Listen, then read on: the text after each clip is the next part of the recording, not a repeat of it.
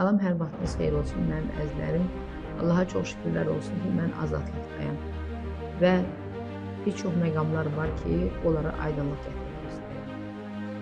Mənim əzizlərim, mən azadlığa çıxdıqdan sonra sosial şəbəkələrdə baxdım və gördüm ki, mənim işimlə bağlı polisə və xüsusən də cənab nazir Vilayət Eyvazova qarşı həqiqətə uyğun olmayan qarayatma xarakterli fikirlər yayılır. Mən bunlarla bağlı açıqlama vermək istəyirəm. Mən açıq şəkildə demək istəyirəm ki, bu fikirlərin heç biri məndən qaynaqlanmır və mən onları bu yalan məlumatlar yaydıram. Mən polisimin yanındayam. Mən cənab nazirimiz Vilayət Eyvazovun uğurlu fəaliyyətini bir vətəndaş olaraq dəstəkləyirəm. Mən onun ədalətinə güvənirəm və bugün azadlıqda olmağıma görə də məhz bu ədalətin nəticəsidir.